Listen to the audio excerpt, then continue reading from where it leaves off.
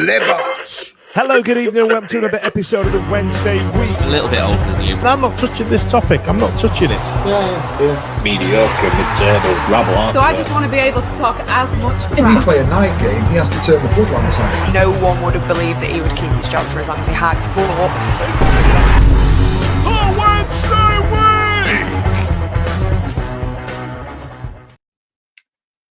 Hello, good evening, and welcome to this week's edition of the Wednesday Week. Don't adjust your screens. I'm neither Dan or Ash. It's Stevie sitting in for the bosses whilst they travel Germany, drinking far too much beer and wearing very questionable shirts. And if you've got Dan on Insta, you will know he's got some very questionable shirts. Tonight, I'm joined by Holly, Simon and John as we aim to dissect a suddenly very busy week of all things Sheffield Wednesday with Yan Valery coming on over. We have our third permanent signing of the summer. Who can we expect next, with Ike Ugbo being at risk of being priced out of a permanent switch? Is another Cardiff City or former Cardiff City loanee next through the door at S6? As the squad continues to take shape, we say goodbye to one of our own in Cameron Dawson. Rumours that Sheffield Wednesday have waited for Dan Fudge to be out of the country before making the announcement remain unconfirmed this evening. With the new home shirt released today, we will ask what people make of the latest variation in a blue and white stripe and pontificate about the not in the slightest bit reasonable price.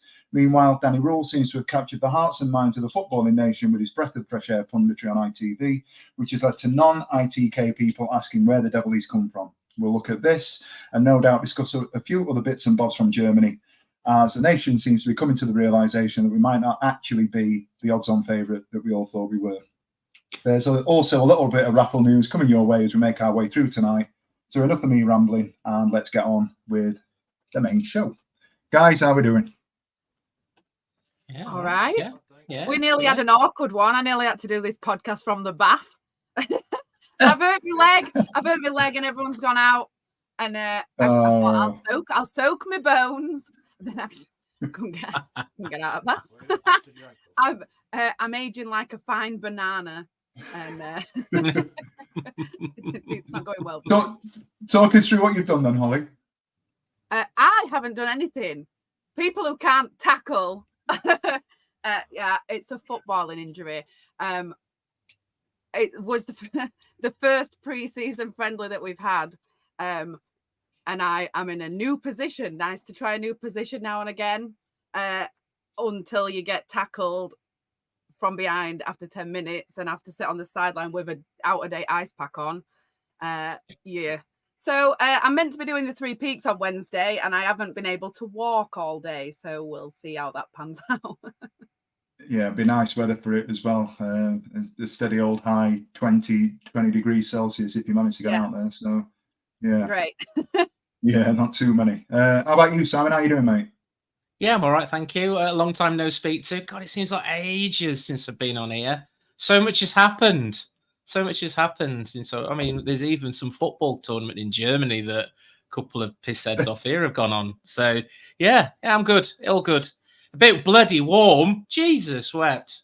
Where's this weather coming They're from? in Germany in the rain, and we've got a heat wave. That's great. It's been absolutely brilliant watching them. Oh, God, the weather's followed us to Germany. How about you, John? How you doing, mate?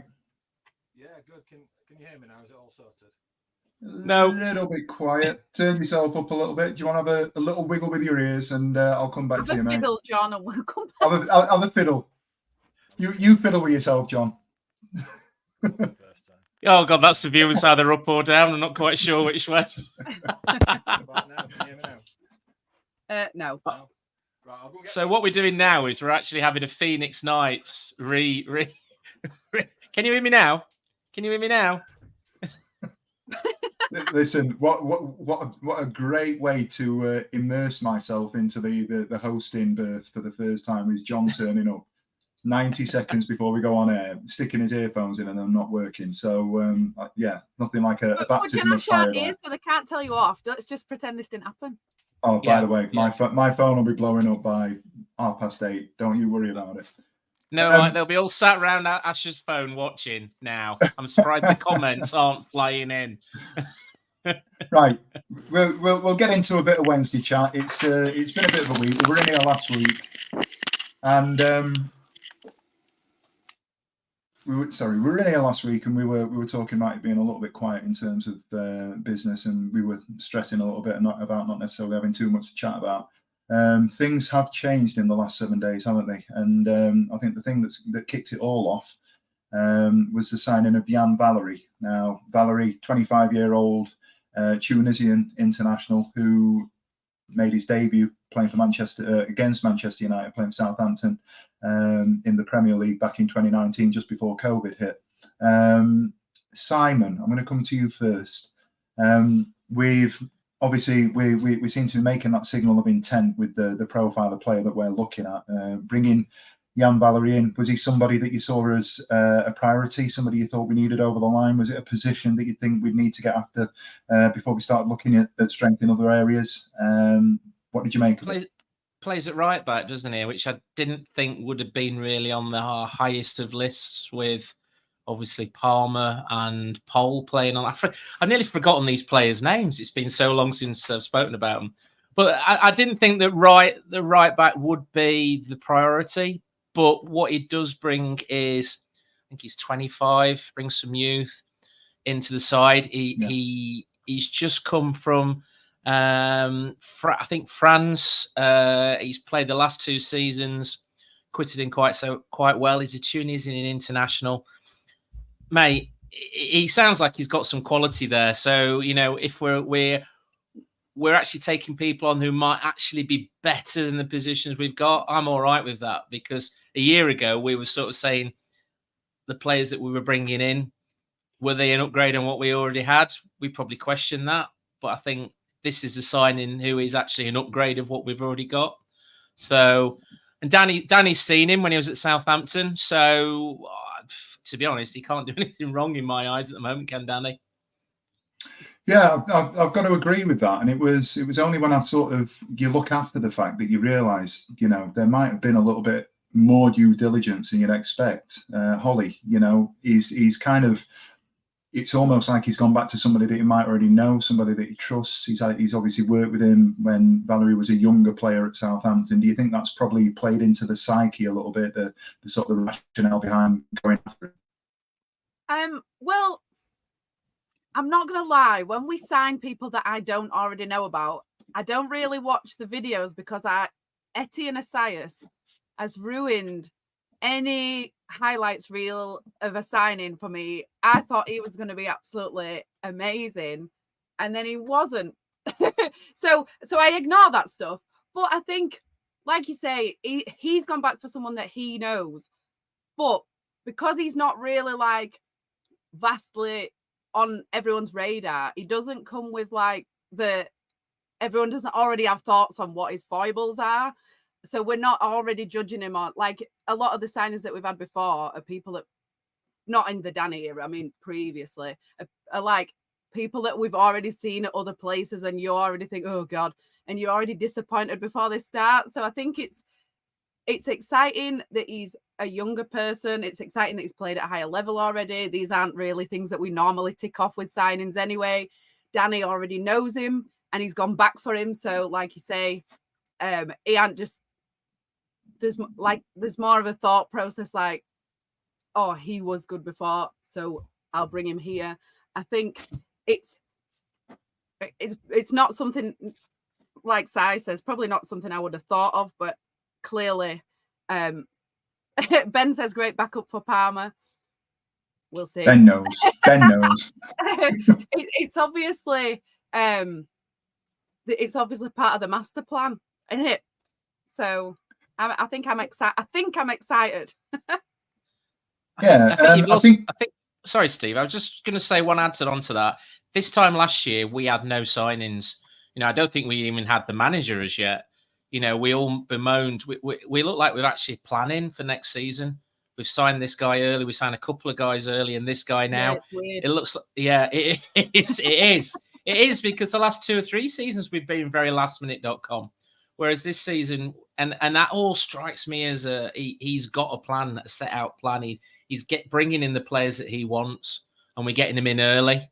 And that's the great thing that I'm liking about this. Yeah, we probably thought we were going to sign maybe 2 or 3 people, but maybe we're going to sign 5 or 6, or like there might be more than we thought. It might be a bit bigger than we were anticipating.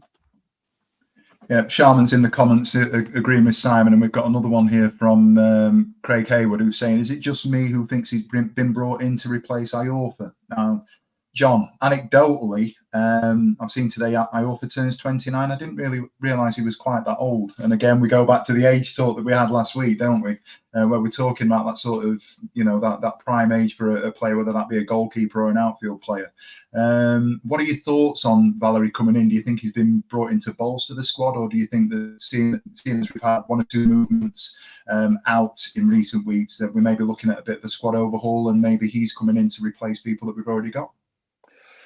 Yeah, in my mind, I think he's coming in to be a first team, and I think what Danny wants is a bit more of that energy for like your proper wing backs to get up and down the pitch, because obviously, though we've got Marvin who's about 32, haven't we? Palmer must be 32 as well-ish. I think he's wanting a bit more. I mean, Palmer's fit, don't get me wrong. He runs marathons and everything, but I think Valerie and Lowe we've brought in two what I think are more natural wing backs to come into this system and offer that energy that perhaps we don't always have at times through a long season. We're going to need quality like for like players in those wing back positions to play the system that Danny wants, and I think players like Lowe and now Valerie are gonna fit that perfectly. So I don't think he's a replacement for Iorfa. I don't know, like you, Steve, I'm quite surprised that Iorfa is now 29. But I think Iorfa is still probably seen as a centre half and a gifted one because of the pace element that he brings. You can always, if you got a mistake in you, if you've still got some pace as a centre half, that's quite invaluable to the team. So I think we would be trying to keep Iorfa as a centre half. But yeah, obviously he can play right back as well, which is where he started off. So no, I don't think he's brought in to replace Iorfa. I think it's hopefully we hope to keep Iorfa and maybe move a couple more. I don't know about Hickway though. I don't know where he stands in all of this. This is going to be an interesting one. I think Chris Powell said on that podcast that he was on a couple of weeks ago that he knew they had a championship squad, but a lower championship squad. So I suppose it depends where they're pitching. Where, like, I would be happy with us just not being as shit as last season. But whether Danny and Powell and everyone else are thinking that they want to be top half, if they've identified that the whole squad is bottom half, then maybe people that we think are okay, they're not okay for their standard that they're after. It's interesting that you mentioned that, because I was going to just sort of raise the question. I'll throw it out to all three of you. When we announced the signing, there seemed to be a lot of sort of apathy and in some cases negativity from Southampton fans that were sort of saying Valerie's not the marquee signing that you think he is. He's not necessarily going to pull up any trees, and you get those sorts of elements on social media where you'll have. It comes down on one or two sides, doesn't it? You never get a social media sort of outpouring that says, oh, do you know what? That player's middling. It's either he's been excellent and he's going to be fantastic for you, or he's up to dog shit. And yeah. I think with Valerie, the bits you see from Southampton, I think the things we've heard from the Southampton fans seem to be that Valerie tends to fall into the latter category. Do you think that matters? No, because when we signed Tom Lees from Leeds fans said he were absolute dog shit and he were brilliant. I know, like, the latter part of his time he sort of tailed off a bit, but he were absolutely brilliant for that first couple of seasons. He were so good, and I feel like sometimes the opposition fans just they probably want to be like, yeah, we're not even bothered anyway.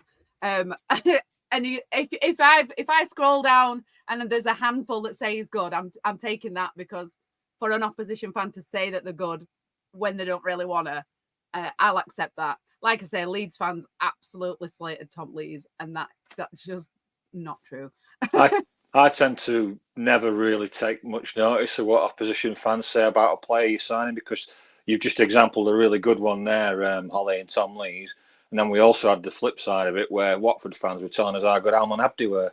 And if we thought Forestieri was good, this guy was even better than Forestieri. And look how that turned out. So Always take fans' opinions with a pinch of salt, I think. I think you've got to also take in the fact that in his first full season, he was voted in the Premiership Southampton's Young Player of the Year. Then his second season, I think he had a viral infection, which we all know can last quite a long time. And as a player, you need to be on top of your game. And they brought a lad in from Tottenham that sort of he lost his spot to, a quality guy. The name escapes me now, but Walker Peters. That's the one. So this is a guy who was fighting for a place in the Premiership. Bear in mind we're in the Championship, and Southampton were awash with class players who we all saw sell at the start of last season. For over £150 million. So, this is a lad who's played in the Premier League. He's played, in the internationals for Tunisia. I go back to what you guys say. Let's face it. A week or so ago, there were fans online slagging Josh Windass off because there was a rumor of him leaving. So, fans can be fickle. And to be fair, Si, like you've just said, Southampton saying that he's not that good, that's sort of fine by me because we're not Southampton good. And we're not real, we might be aiming to get promoted, but they were pretty good and they're now in the Premier League. So it might not be good enough for them, but it might still be good enough for us. We'll probably come on to about Cameron Dawson. Rotherham fans are going to love him. But, But then also there's Danny's improved players that have come here that have come from other clubs and not done so well. And the best example of that is Ugbo, who didn't really pull up any trees in the English. I think was it Cardiff we got him from or whatever. He last played for an English team. He's come to Wednesday, raised his profile, and now we're it looks like we've got a bit of a fight on his hands to try and get him because he's put himself in the shop window. So players coming here are going to be attracted to Danny Rohl because he's raising his profile. It seems by the week with all the stuff he's doing, even off the pitch. So they come here and they're improving. So yeah, I think it bodes well for any player coming to us from like you said, Holly, Premier League to Championship. It's still a big drop. It's still a big gap. So whatever Southampton didn't think he was, he could very well be what we're looking for. I'm gonna put a pin in that conversation just there very, very quickly while I get a couple of comments up, and I'm also going to mention we're going to come back to Cabba in a moment. I think John's just gone through the entire agenda in 2 sentences by talking about Danny Rohl, Cabba, Cardiff, Ugbo. John, we've got another 45 minutes to fill, mate. Craig Hayward on the screen. Chris Powell did say last season's squad was good enough to stay up, but was it enough for the top 10 that Danny's aiming for? I think that remains to be seen. And where we are, here we go. Another one, Slappy Gilmore's been on. Long time listener, first time caller.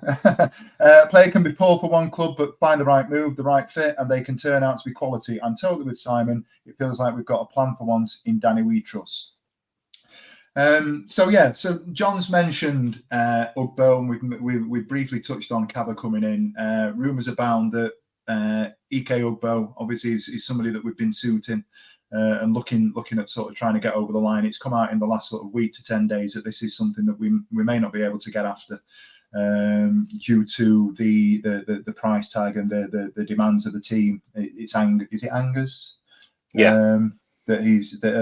Or Trois that have been relegated again, and he's got to, obviously they're looking at letting him go, but they want to get as much money as possible as they can for Ugbo, which means that we may be struggling to get that deal over the line. And it's come out in the last sort of 5-6 days that we may be looking at Sori Cabba, who is a player that Cardiff have had on loan from Spain. 17 games he played for Cardiff in 22-23, scored 8 goals, had a better goal scoring ratio and a better output than Kiefer Moore did. I'd seen that today. Given that John has mentioned that we had Ugbo, who may not have been pulling up trees whilst he was at Cardiff, and we've managed to get a tune out of him, do you think that Cabba is the kind of profile of player that we need to be looking at, Simon? You're on mute, Si. You're on mute, Si. Oh, sorry. So I didn't get the dog barking. I don't want Dan associating political organisations with my dog again. I think I'd have to agree in regards to he's the sort of player that we want. You asked earlier on what was my choice, with Valerie coming in. Was that my first choice of a player coming in? My first choice of a player coming in is a striker. I think we've been crying out for a striker for 2-3 seasons now. And what we're lowest scorers in the league last season.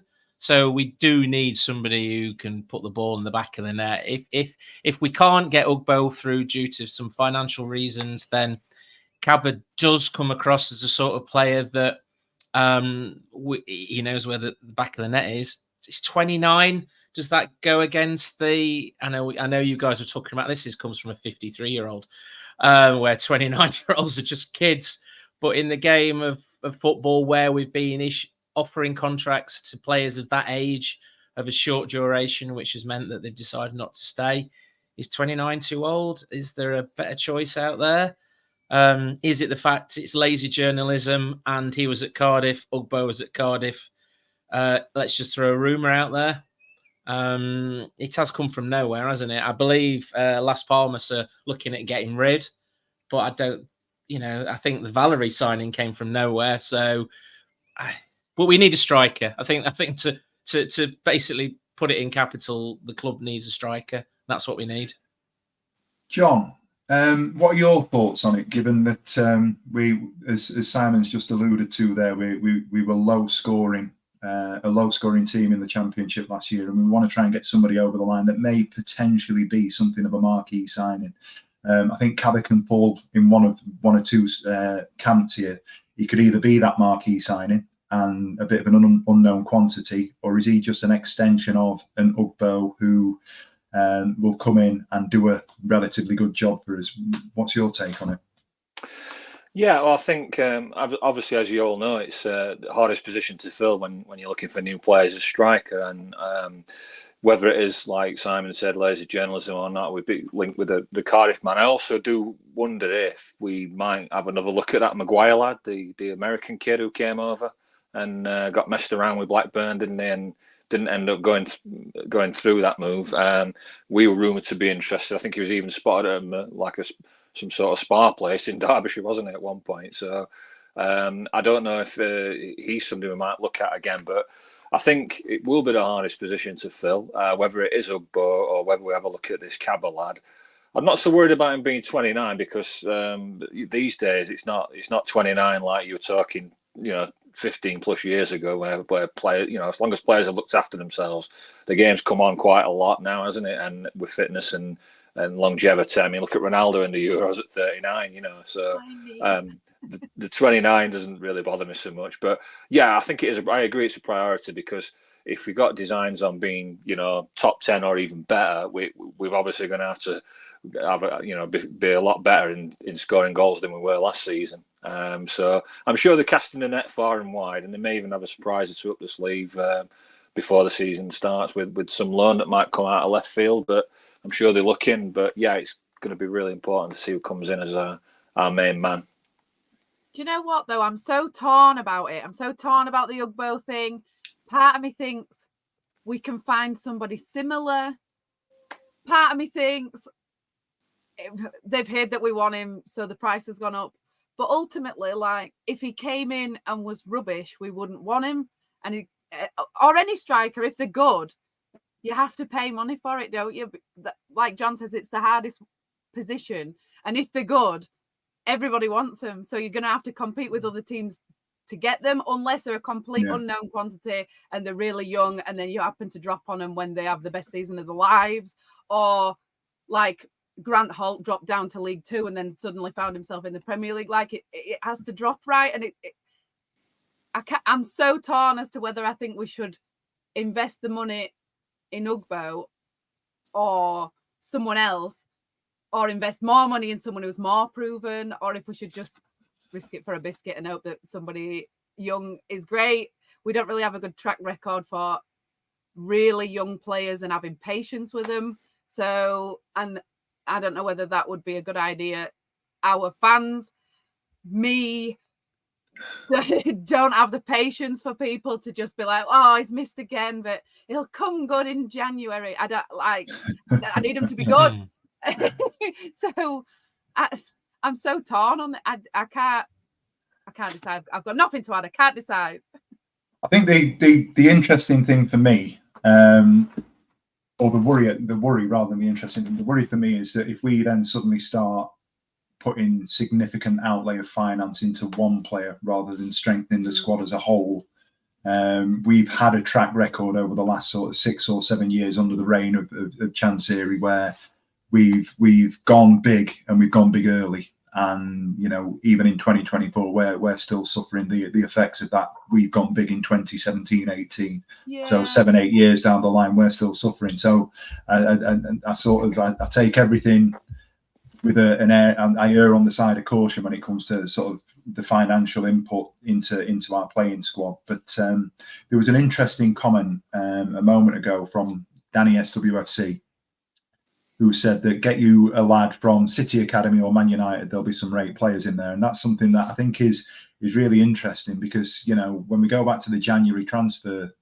market, the transfer window in January, and even going back to last summer, it was always the noises were always about, can we get a young lad from an Arsenal, a Premier League team, Tottenham, Liverpool, Man City, you know, one of those top half Premier League teams where we can get somebody who'll come in for a period of time and score 15 to 20 goals. That kind of noise has now gone quiet. And I don't know if anybody's got any sort of thoughts on whether or not that's a change in tact now that we've got Rohl in and he's looking for players that we can have from a sort of a more sustainable long-term vision, or do you think he might sort of drop into that loan market? But those players, that seems to me like one of those things that fans say, but how many people last season, how many players for other teams were from those academies that scored 15 to 20 goals for somebody? I don't know, because I don't follow who's in Man City's academy, but how many of those players did that last season? I don't know if that's just something that football fans say,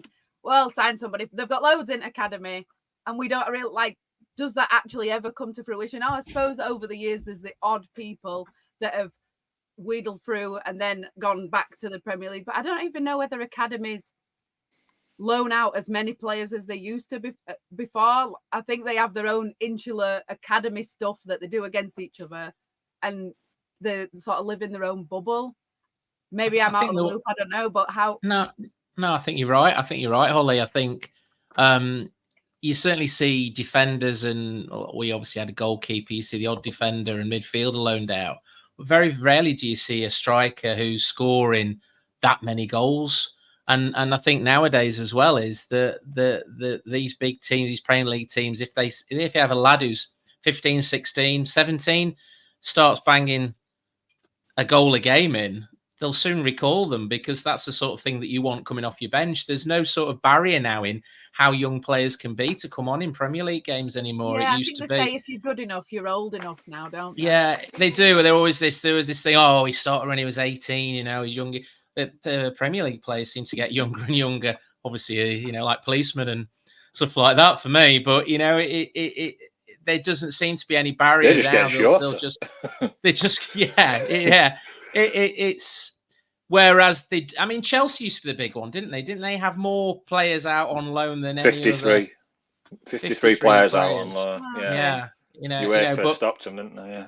But yeah, and I think that's another thing as well, isn't it? That they're having to look at financial fair play or sustainability, and if you've got these huge academies. And the cost of these huge academies, they're having to reduce that down now. But I do see him bringing somebody from abroad. That's where I think we might get some gems from. Certainly, he's been spending a few weeks in Germany, hasn't he?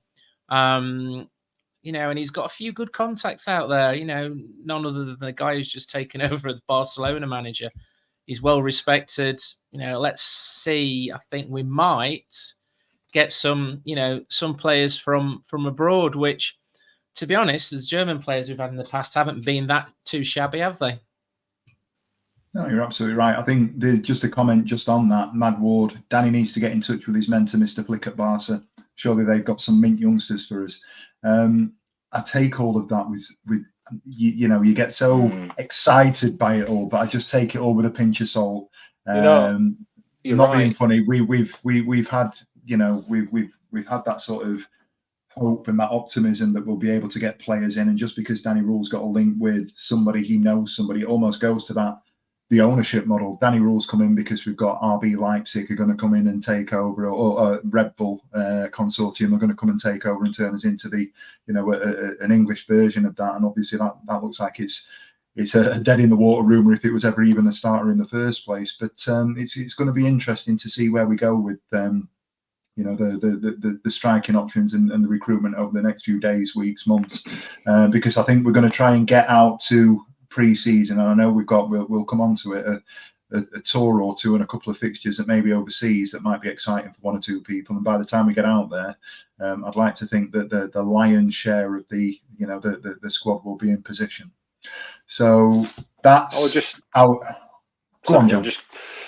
to say, I was just thinking exactly the same as you on that one, Stevie, with the tenuous link to Flick at Barcelona, and it's like, yeah, it's not just as easy as him being a pal and him saying, "Here you go, he's two or three youngsters." It all, Barcelona will want a loan fee, which we might not be able to afford. There's the percentage of wages which we have to agree on.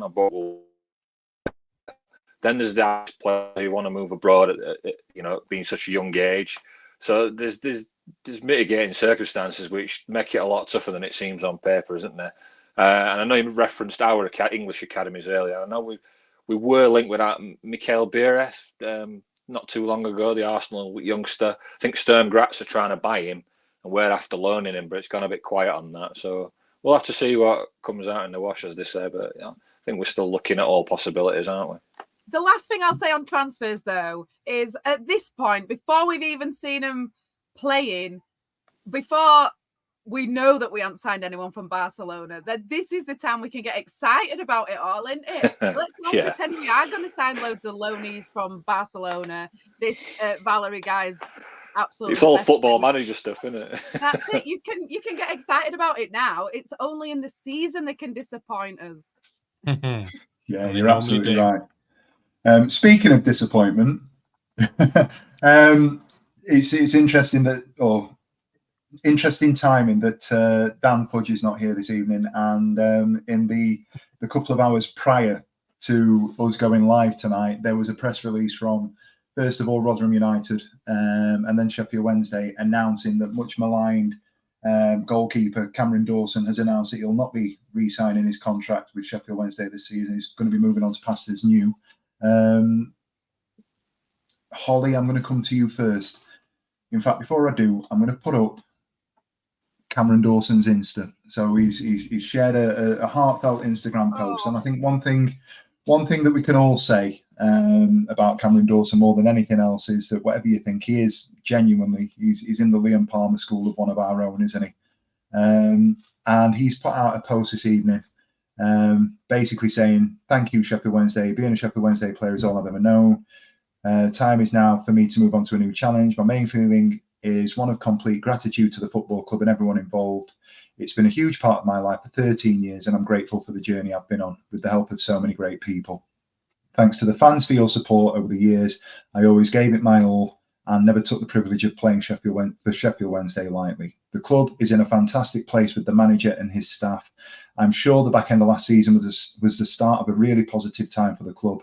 I'm incredibly excited for my next challenge. I really believe it's the right time. I feel I have got so much to give, and I'm ready to get those gloves back on and give my all for my new club. But for now, it's another thanks from me. I've had a blast." Holly, knowing Cameron Dawson, you see the bits that we've seen, the promotion parties, the behind the scenes bits. There's no getting away from the fact that he bleeds blue and white. He is a Wednesdayite at heart. How do you feel about it, Cameron? Do you know what? He's been an absolutely fantastic servant to the club. I know we've it's the easiest position to slag off. It really, really, really is. But in the last couple of seasons, I mean, he's the penalty king. I honestly I was confident if we'd have gone into penalties against Barnsley at Wembley that he would have been the hero for us. He was absolutely penalty king. And because of that, so many great moments. He obviously absolutely loves the club. And where I sit at the front, when things happen, you can see the keeper's expression when we score down the other side. They turn to the cop and you can see what it means to him. And obviously, like you say, in the behind the scenes stuff, he's obviously like a huge part of the behind the scenes good feeling about the club. He's part of all of it with his little goofy laugh. And he sort of did seem like one of us just playing for Wednesday. So it's sad for him that he's having to go. But it's a brilliant move for him. Rotherham are going to be an absolute powerhouse, like they always are in League One, but they're going to be absolutely brilliant down there with their ex-Wednesday squad that they're building. They're going to be so good. So it's a no-brainer for him, really. I would imagine it's just going to be one. I think they'll come straight back up. So I think it's going to be a really good move for him. And yeah. I have always referred over the last sort of 7-8 years. I've always referred to Rotherham as being League 1.5 because they're too good for League One, but they're not quite good enough to be a sustainable Championship side. Rotherham and Barnes are just doing the dance. It's like it's the Spider-Man meme, isn't it? Where they're just pointing at each other.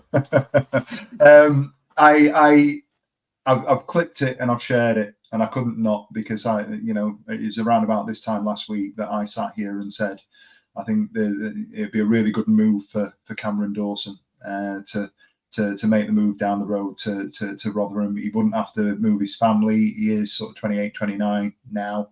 He's going to be settled in the area. It's not going to be a massive upheaval for him. And I think, as you've said, Holly, it's an excellent move for him professionally, going in and working with a side that are going to be pushing at the top end of League One. John, what do you think of it? Yeah, I think it's a great move for him. I think he's quality League One keeper, Cam Dawson, absolutely. I mean, he's always had a fight. I need to keep the shirt at Wednesday because he initially had the fight with Wildsmith, didn't he, coming out of the academy. Obviously, he had to be number 2 to down the line to play at keepers like Westwood and stuff, and then he lost his place to Beadle, who's only 19. So that must have hurt his ego a bit. A 19-year-old comes in and takes your place. And he had a good spell at Exeter as well, didn't he? And I think it was League 2. It was, but he had Exeter. Did really well for them. The fans really loved him. I think it's just time. It's just time for him to move on. He needs first-team football. I think it's a cracking move to go to Rotherham. I think they'll warm to him. He gets to stay in the area, like we've said. So I wish him all the best. And now just our eyes turn to if we are going to get Beadle back, or to compete with the other. What was the other lad? Hamer, who we brought in as the experienced keeper. So all eyes will be on. Hopefully, fingers crossed, getting Beadle back. It's a bit like an annoying little brother, though, isn't it? It's like we can slag him off, but now he's going. It's like, oh. Yeah. If someone else starts slagging him off, we'll be like, oh, excuse me. Feel like that's what I'm feeling about it. Like picking on your younger brother. I think it's the move he's needed for a couple of years. I think the season before we went to Exeter, we had a bit of an infight, didn't we, between him and Wildsmith, and neither of them sort of took the challenge on and cemented themselves as that number one. And Wildsmith, took the move, decided he wasn't going any further at Wednesday, and took the move. I think it's the right time for Cam. Again, spoke earlier on about Valerie being is he a step up player. I think the guy they brought in from Watford is a solid lad to be there as a number 2, and we're eyeing a number 1 that is better than Cameron Dawson. We're upgrading. So the only one place for Cameron to go is elsewhere. The move to Rotherham's brilliant. Steve Evans does look like an ex-Wednesday player, doesn't he? He did it a few years ago, picking people up, and he'll do it again. I think they might struggle, though, next season because there's a few big clubs that have gone down out of the Championship. You had Birmingham and Huddersfield go down as well, so they'll be throwing money at it to get straight back up. So it won't be quite as easy next season, I don't think, for them. Have you seen, Simon? Have you seen the report that Birmingham have got a £20 million budget in League One next year? They were paying that Zigic 60 grand a week, and he's the worst striker I've ever seen. So maybe they'll just do that again. I heard that they were going to knock St Andrews down and build a 66,000 capacity stadium, which I found a little bit odd for a League One side to be, what is it, the Wembley of the Midlands. And obviously you've got Huddersfield, have got American owner. He'll want to play money ball and get them back up. But yeah, no, back to Cam. I think his time was done. The fans were a little too easy to jump on his back when he made mistakes, to the point where I thought it's getting a bit toxic, some of the fans against him, which we didn't see against other keepers when they made mistakes. So I think for him personally, he needs to move on, and he's done it. And I wish him every success, apart from when they play us. And that was just Dan Fudge in the toxicity. Yeah. Got a couple of comments, just a few sort of farewells to Dawson. I think put this one up a little bit earlier. Sad to see Cammy go. Best of luck to the lad. We're all Wednesday, aren't we? Mad Ward. Top lad is our Cammy. Best of luck to him. Slappy Gilmore again. All the best to him. Brilliant servant to the club. Maybe didn't always perform to the level we'd have liked, but we wish him well. Sharman. There we are. Good luck to the lad. People tending to agree. And then just one more. It's best for him to move on, but we'll miss him. And I think that's the sort of the sentiment that you're going to get. Is it carries a lot of weight being a fan of the club, and the fact that he is a bit of a Wednesdayite is obviously going to hold him in good grace, even though we accept that he needs to move on. It's probably the right move for him professionally in terms of trying to get that solidified number one position. He's at that stage of career, and I think I mentioned last week that I thought that people were talking about 36 being a prime age for a goalkeeper, and I did kind of disagree. I think yes, they can go on a little bit longer, but I think you look at your world class, your top level goalkeepers, they're not performing at that level. And I know we're not talking about him being at that level, but the goalkeepers that we're looking at nowadays tend to be sort of 3-4 years either side of 30, don't they? And I think he's in his prime peak years now, and I think him sitting on the bench, and if you look at us saying that we're going to sign Ben Hamer, we've got Charles in the system. We did an Owls alumni with, I think it was Nicky Weaver, who was saying that there were some players in the system, some young lads that are down in the academy that are starting to push through. I thought it was interesting that we've signed him, we've offered him a contract and then signed another goalkeeper. It makes me feel like Dawson was told that his playing opportunities, similar to Volk's potentially, would have been limited, and he's made the decision to move on. And you can't knock him for that. No, I see the Ben Hamer. Sorry, Hall. I was just going to say I see the Ben Hamer one being a little bit more than number 2 as well. I think he's going to fill the boots of previous goalkeeping coach Weaver. I believe he speaks fluent German as well. So the guy will fit in as a goalkeeping coach. He's also worked with Chris Powell as well. So there's all sorts of links there. The Chris Powell speaking German, his age. He was a quality keeper when we played him. So we might even see further down the line Charles moving up into a number 2 role, and whoever we bring in as a number 1. I love that about Hamer, that the video was just him being good against us. Great. Love that. But I think with Dawson, I think the fans had actually come full circle. With that Barnsley game, he made a mistake and then the fans sung his name. So I think that we all got sort of back on board with him. But it's everyone's not happy that he's leaving, but we're okay with it, I think. And at least we'll always have the penalty save at the lane, won't we? So we'll always remember that. Yeah. Absolutely fitting way to sort of finish with the Dawson chat there. Okay, so we're going to move on. This morning launched or marked the launch of our new home shirt, the Sheffield Wednesday home kit 24-25 was released on socials yesterday, and I have to say personally, I thought it was a phenomenal press release, a phenomenal launch on the socials, getting John to do the voiceover and having people, everyday people from the club doing their little bits, the guy in the club shop, the handyman fixing the seat, the guy on the girl on the press. Although I have to say, using the press to press onto last season's kit was a bit of a faux pas, if I'm honest with you. I don't know if anybody else spotted that, but they were probably putting the shirt as well. First impressions. John, I'm going to come to you first on this one. What do you make of the new home kit? Do you know what? It's a weird one. I think I need to go and actually see it on the peg, because I've seen like 3 or 4 different pictures of it, and sometimes it looks like it's got the blues too light. I'm hearing it's like a Huddersfield blue, not a Wednesday blue.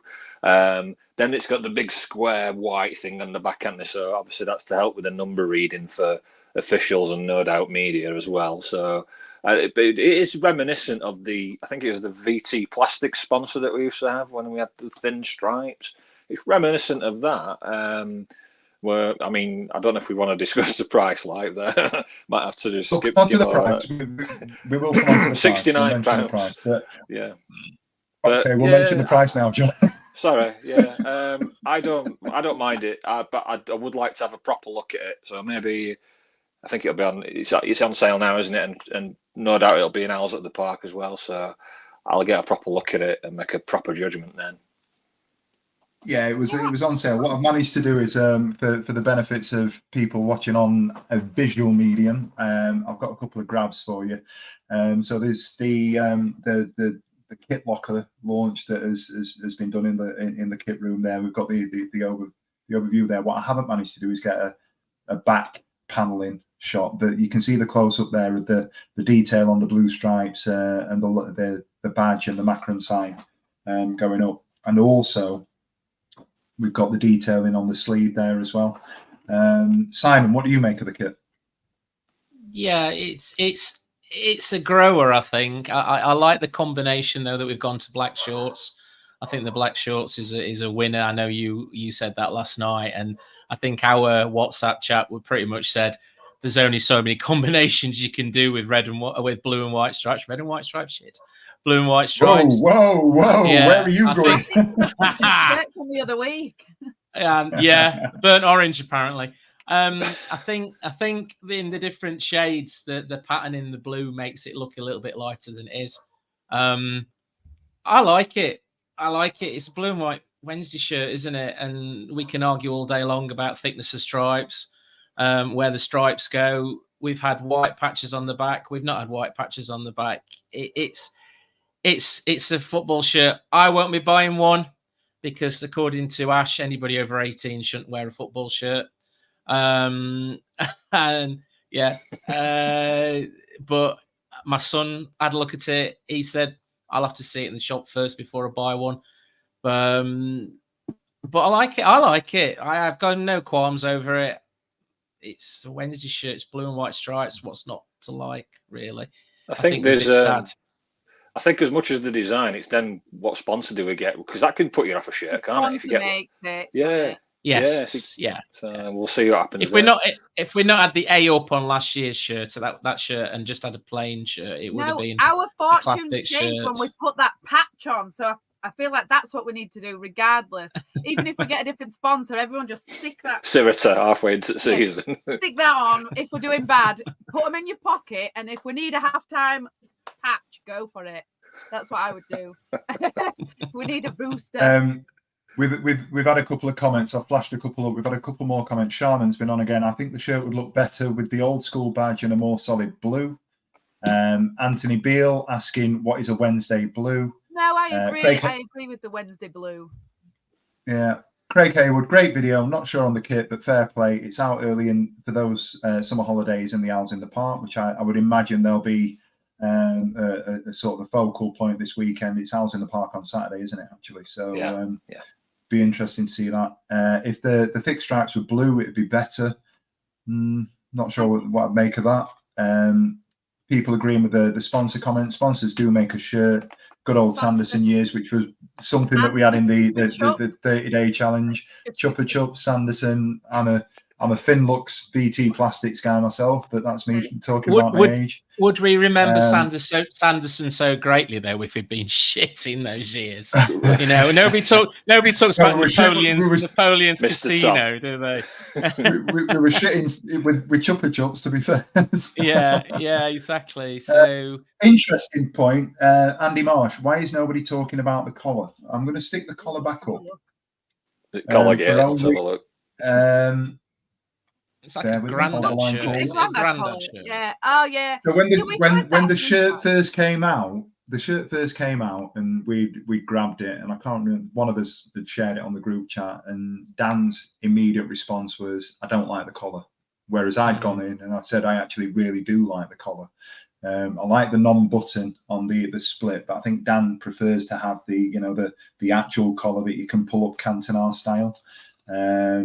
I see the merits of both. I think this is a reasonable departure from that.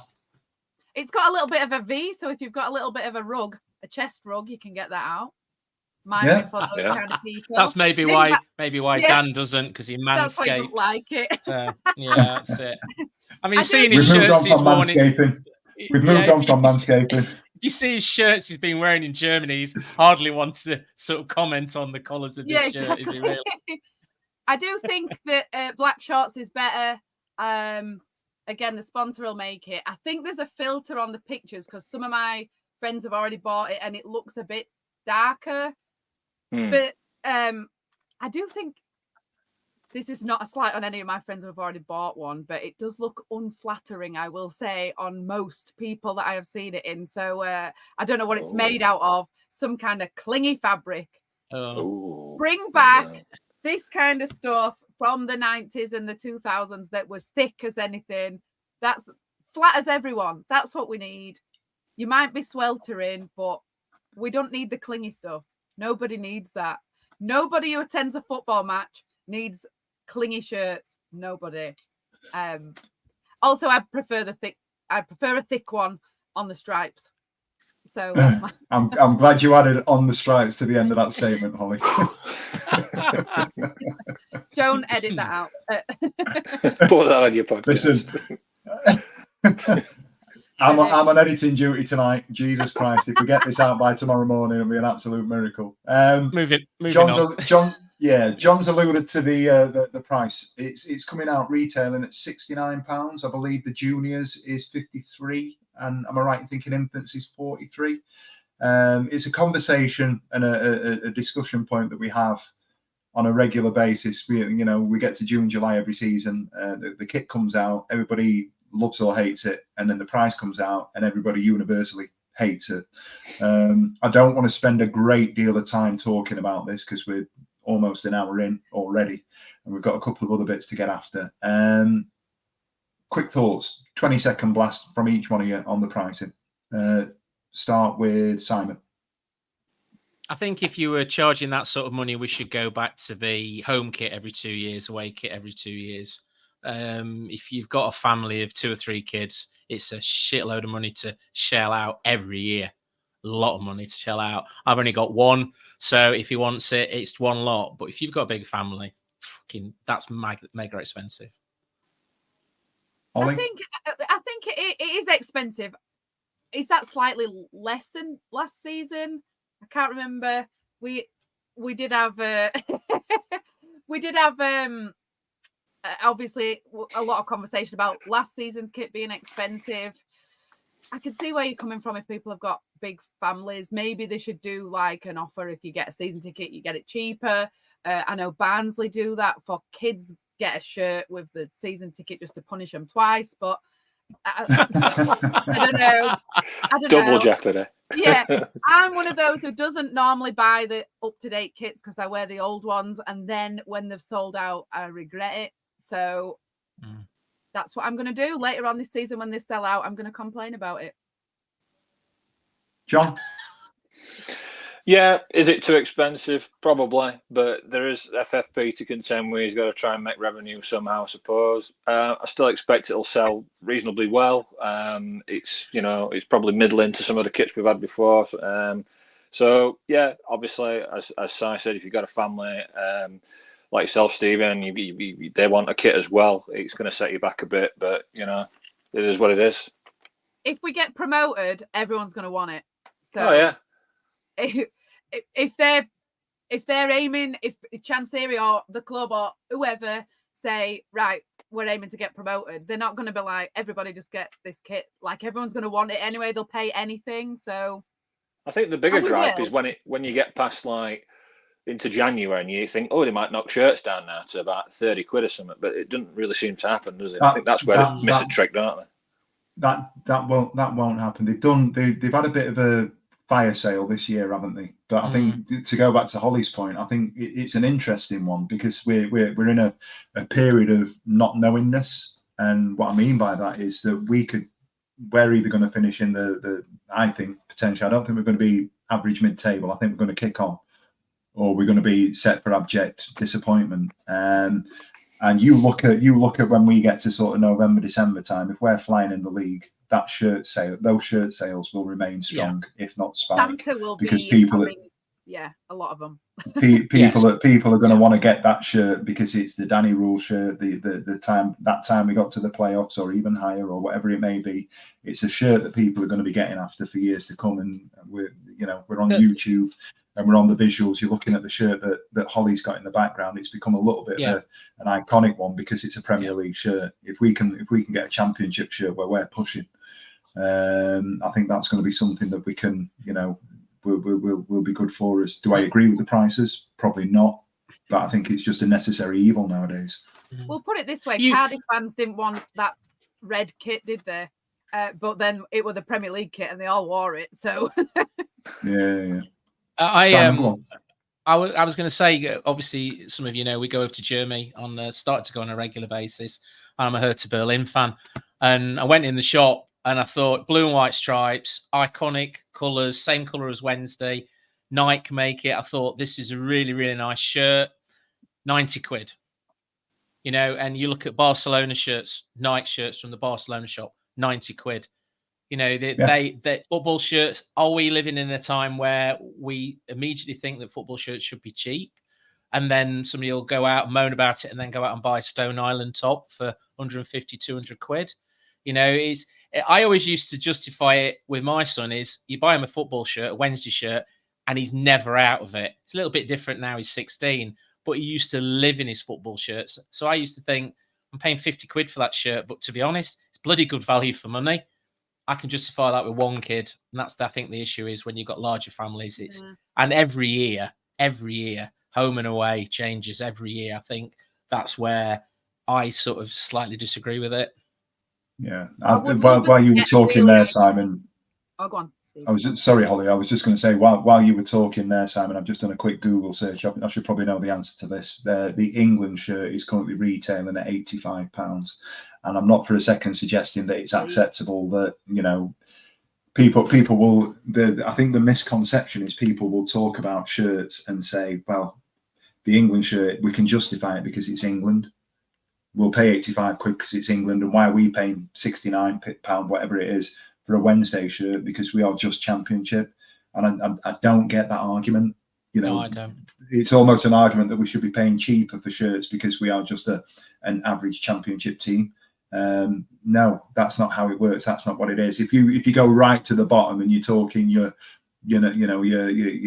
Barrows or your Forest Greens as was, or even your Chesterfields coming up. Okay, there's an argument that we're paying a little bit less there because their teams, their clubs are less expensive to sustain to run. They're in smaller stadia. They're playing lower. They can afford to charge cheaper prices because, with due respect to those players that are lower down the pyramid, those teams that are lower down the pyramid, the players aren't as expensive.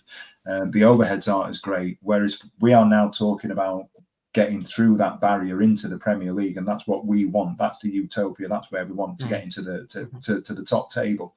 We're only going to do that by charging the prices that we're charging, and whether we agree with it or not, in 2024, £69-70 is the market price. It's a market value, and I know that there'll be other people that will be looking at the retail prices of a Macron kit for Stoke, for example, and we'll end up comparing. And I'll tell you now, we're probably going to be charging more than Stoke do. But the reality is our stadium is our stadium's bigger, and we've got bigger overheads. We don't have the Premier League parachutes. That's where it went wrong. The Premier League parachute payments that other teams have had, and we have to find a model for us to be more sustainable. And I just think that's where we are with it. Well, I think people might wait to see what the away kit looks like, and I'd love us to have a really good away kit. Who was it? Was it Cambridge have posted theirs today, and it looks like the plates that you get at Wetherspoons, but I absolutely love it. It's not Brilliant. what you would expect Brilliant. at all, but it's brilliant. Look it up if you haven't seen it. It's one of them love it or hate it type designs, and I'd love us to do something like that. But when the price is £69, you get either the home shirt or the away shirt, don't you? You don't get both. Yeah. Whereas, again, I suppose part of it's because I'll have been a younger person back then, but I would have got both. Whereas now, if I was going to get one, I'd pick whichever's better. I'm still desperately trying to get the pink away shirt from a few years ago, but to no avail. Molly, I showed Molly the kit last night. Asked her what she thought. She went, "Oh, that's nice. What's the away kit look like?" I said, "It's not out yet." She said, "I'm going to decide." She's saving her money up, bless her heart, and she's going to buy it herself, and it's going to be a decision that she makes. Shut up! What are you talking about? She deserves. How's she gonna look? What has she done? She deserves it. She's going to make a decision on. She's going to make a decision once she sees the away kit, and I think that's something that most people will do. If you want to spend, you want to spend that time, that money on both. That's absolutely fine. And as Dan has just, Danny SWFC has just said, that was a quick 20 seconds each. just these boys over egging what 20 seconds is, right? That's it. Yeah, 100%. Quick number 2, Holly. Right. Let's move on. It's not escaped anybody's attention that if you've been watching ITV's coverage of the Euros over the last couple of weeks, social media has been a buzz with talk of a brand new pundit, German, who's come in with some innovative ideas, analytical sort of input for people as a talking head that others might not necessarily have seen, have come with, have been able to share. He's looked suave and debonair in doing it, and it just so happens that he's also our manager. I just wanted to get a sort of quick viewpoint on those that may or may not have seen what he's been saying, what he's been doing, and how he's carried himself, and what your thoughts are on what it means for us as a club. Is it a good thing for us that he's getting the coverage that he's getting? Is it something to worry about that we've now got Premier League teams that are sort of turning their heads and saying, I don't know who this guy is? I think noticeably there was a fella who has posted and said, I don't know who this fella is, but he seems to know what he's talking about. He's very interesting. What's your take on it, Simon? No, I think it's really good. It just shows you what a great man he is in regards to his technical ability with football. I watched, I think it was probably the second time he was on, and he was talking about, I think they were talking about Jude Bellingham and how after the first England game, and he wasn't the usual phrases that pundits use. He was actually talking about how he transferred his skills on the pitch. It was analytical, but also he made it interesting as well. It was a breath of fresh air to the other pundits that we seem to have all the time. The fact that other people have recognised how good he is. I think the guy who commented actually was a Man City fan. You know, I think they've got a decent enough manager who's going to be in there. I mean, look at him. Oh, look at him. What a fine specimen of a man. And the fact that he went over there and took the weather with him and then compared it to being at home and then said Sheffield, that warmed the old cockles of the heart, didn't it? It's like home, Sheffield. Oh, good on you, Dan. Look at, that's how we all look at him as well. Yeah. So what we've got a graphic where one of the presenters or reporters is looking at Danny in his blue bomber jacket there, looking all handsome and sexy, thinking about the runs that Liam Palmer is going to be making on the first game of the season. Just explaining that that's what's going on there. Holly, what do you make of it? And I want to preface this by saying that you've not seen too much of it because of your work. Yeah, I've been at work every time he's been on, which is really not helpful. But I've seen all the bits that people have clipped. He looks great and he sounds great, and it's quite good to see opposition fans through gritted teeth having to say that he's good as well, which has been my main joy that it's brought me, to be fair. John? Yeah, I've seen bits and bobs here and there. Danny's a student of the game, and it comes out when he's on on a show like that, on TV. I thought he grew into it. I think he was a tad nervous at first, but I think he grew into it. He was there for about 5 games, I think, and there for a week in total. Yeah, he's received some positive comments from fans, and Ian Rice wished him all the best and said it was good to work with as well. We can't hide Danny Rohl as much as we want to. We'll lock him away and hide him from the world because he's so good.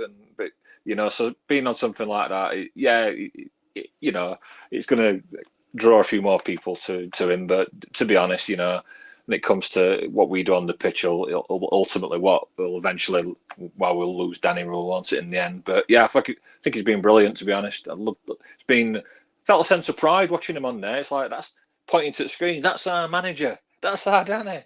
It's like a relative that's got on TV and gone, hey, hi Mom, or whatever. You know what I mean? Like, so yeah, it's been great. I've really enjoyed him being on there, and obviously he's got to come back now for pre-season. But yeah, he didn't look out of place at all, did he? I've also loved that Wednesday fans have universally got in on the joke, going, "Nah, shit, nah." Yeah. Everybody across the board, just every time a video comes up, commenting that. Nothing to see here. Nothing to see here. Don't even bother. Absolutely. It'd be remiss of me not to give you an opportunity to just give us rather than sort of a full overview of your opinion on the Euros. If you could just give us a quick. And I mean quick, looking at the time, if you could give us a quick viewpoint on where we stand with England and how you think things are progressing for some of the big hitters. John, I'm going to come to you first on this one. How have you found the Euro so far? I've enjoyed it, apart from the England games. The England games have been boring. I don't think Southgate knows. I think we've gone a tournament too far with Southgate, and he's got square pegs and round holes, and until he figures that out, we're destined for an early exit. But I've enjoyed watching some of the other games. I think Spain have been quite surprising because they lost a lot of players, didn't they, over the last 2 tournaments? And I know they've produced quality after quality, but they've been good to watch. Yeah, I think it's been an enjoyable year. There's been plenty of goals. Like I said, the only disappointment has been the England games. Holly? So I think it's been absolutely brilliant. As a tournament, almost every game has just been absolutely brilliant. And it's just been a bit like a Euros version of the end of last season. It's just been like, what's going to happen next? It's been brilliant. Except that England, like, losing possession very easily, being shit, being boring, having no plan B. Wednesday fans are finding so much comfort in the familiarity of all that. It's been great for that. It's been great for that. But yeah, the England bits have not been ideal. Simon, I'm going to throw it on its head a little bit, and I'm going to ask you a slightly different question just to change it. Do you think Gareth Southgate is the right man to manage England with that squad? And do you think we would win the Euros with a world-class manager? He's definitely not the right manager for the job. Who goes into a tournament playing players out of position, as John's already said, round pegs, square holes. One of the best players in the league in regards to the Premier League in Foden, alienating him on the pitch. One of the highest scorers in the Bundesliga in Kane. I think he's had 3 touches. All right, he scored 1 goal, but I think in the first game he had 3 touches. Playing a player who has played defence for his team all season in midfield and looked absolutely out of position completely. He's got a set of English players there that would, we've got teams that have got to the semi-finals of the Champions League, Premier League teams. We've got players who've played with world-class managers. So I think he's making a proper hash of it, which is really sad to see. As you can see, I'm not a fan. I do think that we do need a world-class manager. Who is that world-class manager? I don't know. I think we'd have to look at a foreign manager again. I think he's gone as far as he can. Just look at some of the teams that have done so well. Like some of the teams that have come. That's why I've loved this year's Euros, is that there isn't actually been Switzerland, beating Germany at one point and then Germany having to equalise in the last minute. Austria playing so well. you know, these teams who, you know, aren't normally on the top of your list of the best teams in the Euros have been given the best teams in the Euros a proper game. It's been brilliant, apart from England. In fairness, though, to Southgate, he's the most successful manager that we've had in absolutely ages, just because you only have to peak at the right time, don't you? Did we even, like, did Kane even score in the last, like, group stage before? I don't think he did. And then we came good later. So you don't have to do it now. You just have to get through the groups and do it later. And fair enough, next week you'll be like, what was she on about? But everybody loved Southgate, sang a song about him. Everybody loved him for the last 2 tournaments. And everybody said, right, you're going to have to drop Henderson. You're going to have to drop Maguire. And he's done that. And now we don't like him. So I don't know what people want from him. Like, I don't know what you want from him. We liked him before, now we don't. It's fair. I'm conscious of time, so I'm just going to ask for one more question. But no. I'm going to ask one more question before we move on to any other business. One word answer. One word answer. Who will win the Euros? Holly.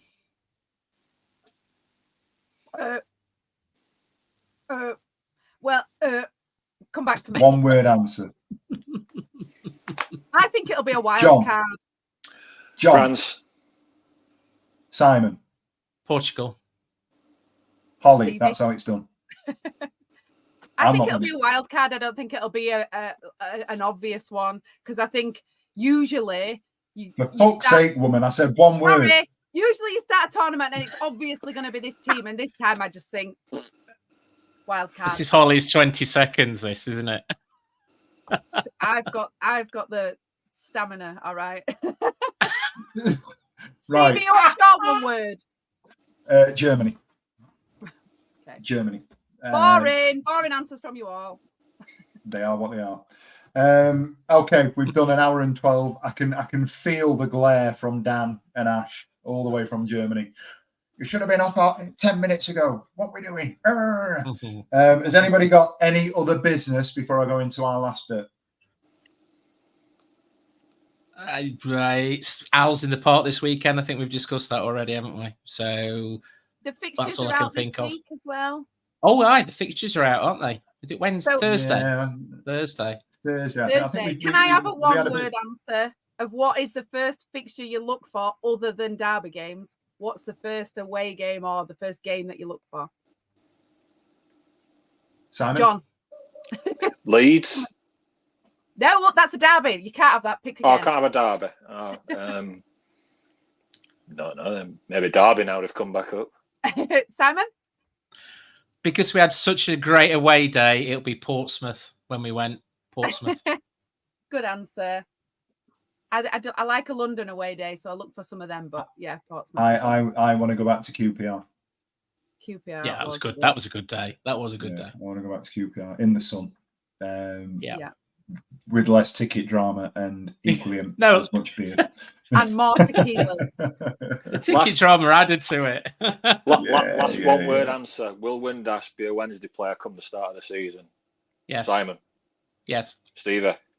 John, stop taking over my show, man. I'm the host tonight. You can't start coming in with all these nonsenses. You come in late. Here he is. He can't get his headphones working, and then he starts bringing me these three things. Right, I'm going to move on to my any other business. It ties in with the kit launch for yesterday. Now, as you know, we are at the Wednesday week really, really passionate about being able to offer opportunities for fans of the club that might find it quite challenging to be able to afford experiences, match day tickets, merchandise, kit, and so forth. And it will probably come as no surprise that here at the Wednesday we've decided we're going to launch another raffle. The raffle has gone live on our social media today, this afternoon. I've put a quick graphic up there. For £1, you could win a chance to win the SWFC 24-25 home shirt.